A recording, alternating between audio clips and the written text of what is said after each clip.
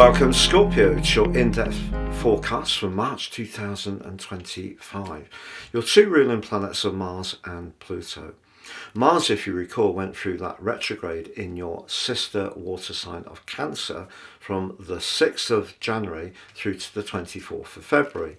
But as you go into this month, Mars is unshackled, and in fact is going to forge a very dramatic alliance with Uranus, the planet which is in your sector of relating, which covers week 3. So that could lead to some dazzling and very quick moving unfoldings, but also Pluto, the planet of truth, transformation, deep evolution. It's on your 4th house cusp, and that's going to be very much in the picture this month too. So where you live, how you live there, who you with, how you feel about your emotions, the things that you can keep quite private. But the story at the start of this month gathers most of all on your sister water sign of Pisces, with a quite unique, exquisite connection between Mercury, Neptune and the North Node for the first 2 days. Now, if you've got planets right at the end of Scorpio, that could be a wonderful chance for you to connect to your talent, your inherent creative spring, your well of possibility, and something can come from you that's really quite sensational. But also, the position of Venus, the relator, but also the money planet, on the 2nd sees it go into retrograde into the fiery sign of Aries, which of course, like your sign, co-ruled by Mars. What's the implication of this? Because Venus is actually going to be retracing its steps all month, to the point that it returns on the 27th back into the sign of Pisces. Now the 5th house for you, that Pisces energy, is where you can showcase your radiance.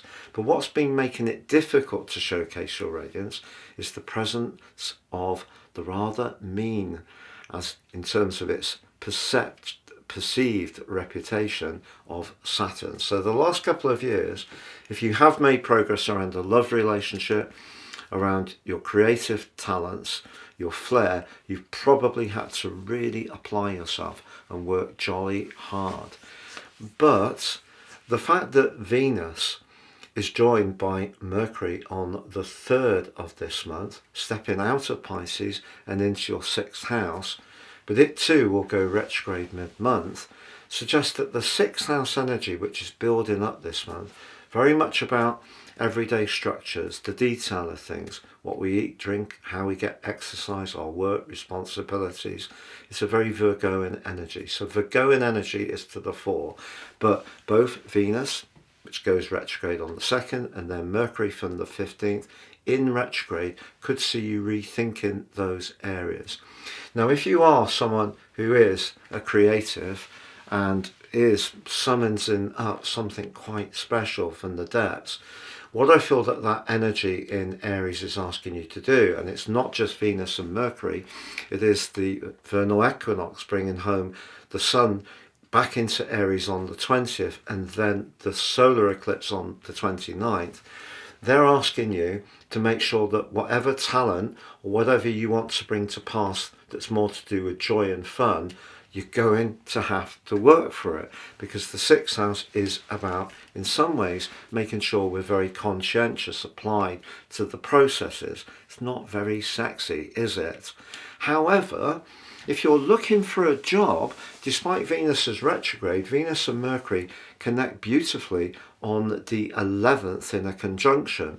Also, Venus and Jupiter, the planet of good fortune, are in a terrific link at the start of this month. So if you're prepared to be a little bit more aware of what other people want from you, and you're prepared to bend into that, I feel that you could even squeeze more from your resources by taking a fresh look at some of your long-term financial planning. But some good fortune, despite that Venus retrograde, could fall for you early in this month. And it may be converting something that you've put your talent and flair into, and you're prepared to then make it work in a practical way as well. So the classic form and function.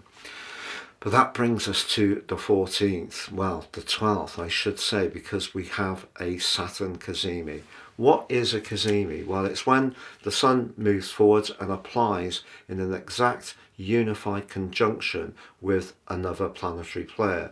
What the Sun does is amplify the energies of the other planet. But Saturn is cool, it's detached, it's exacting, it demands something. The Sun, however, in the 5th house can be flamboyant, warm, gregarious. Now, if you are putting your heart into something that you feel strongly about, you could see some real concrete rewards shaping up in week 2 of this month. But if you're in a loveless relationship, which seems to be a lot of obligations, a lot of expectations, you're working very hard, but it's not much fun at home, I think that cazimi could see you feel a bit low in vitality and low in enthusiasm. Also, you may find that someone's very critical and asking quite a lot of questions about how much you're putting into a situation. That brings us to the lunar eclipse, therefore, the following 2 days on the 14th. Saturn's still in the mix. If we go back to the 18th of September, the first of this eclipse series occurred in the sign of Pisces, but at that time the Sun was in the sign of Virgo. So for you, the energy of Virgo is about your connections to others, your long-term plan, your higher ideals. The 5th house is where you want to showcase what's really important to you, the individual. But because Saturn is there, if you feel that you can't really express yourself because of the demands or expectations of others, that can actually be very oppressive, not just this month, but over the next 6 months. Now, Mercury goes into retrograde along with Venus on the 15th through to April the 7th. Now, we know Mercury retrogrades can cause snags and details to go awry. Just be aware, in the 6th house, a trusted domestic appliance could go on the proverbial blink, or you could find that someone's a bit of a nitpicker at work. Make sure that you concentrate hard so you don't give them any opportunity to criticize you. But also the 20th sees the vernal equinox. The Sun returns to Aries, but it's very close to Venus. This does give you a window of opportunity for the following 13 weeks, that if you're not very happy in a job, or your life structure isn't quite as ordered as you would like, you can do something about it, particularly as both are linking so powerfully to Pluto in your 4th house. So how you feel about obligations really is very strongly to the fore at this part of the month. Then Venus inverts back into Pisces, followed by Mercury on the 30th. So it could be a little bit of more of a social vibe, a bit more outgoing as the end of the month. But the solar eclipse on the 29th, very close to Neptune, just in Pisces still. This is a 6-month energy. If you are someone who has great perception, if you work in a healing capacity, psychic, a nurturer, a life coach, you're an artist, you work with film or video, any of those areas could be really boosted if you're looking for a job, because your perceptions are going to be supercharged. But then, as we get to the last day of the month, Neptune moves out of your 5th house, where he has been since 2012, creating some magical moments in terms of your social life at times, and perhaps at other times some moments of excess, to be truly honest.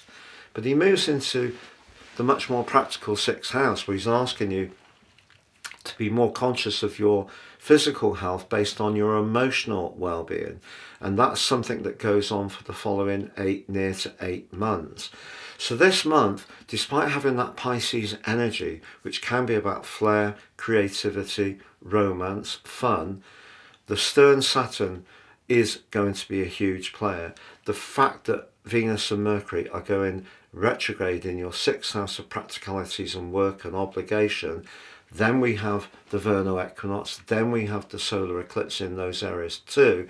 Something's shifting, but the lunar eclipse at the heart of the month is essentially saying if something in your life is out of kilter and you don't feel what's important to you as an individual is really glowing up, you have to do something about it, even if the steps out of it are ultimately initially quite practical ones and won't necessarily give you the instant reward that the sun's craving for until it moves into Aries, which is really for you to gain much greater admiration and respect for what makes you so special.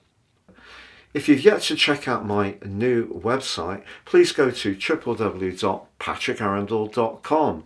You can grab yourself my special offer of your combination reports of your life roadmap report, the most important document anyone could ever read, that helps us to understand the patterns that are played out in our existence so far, but also your 12 months transit report as well, and there's 30% off. Each of these is totally unique to the person it's produced for. If you don't know your time, you can have my solar option.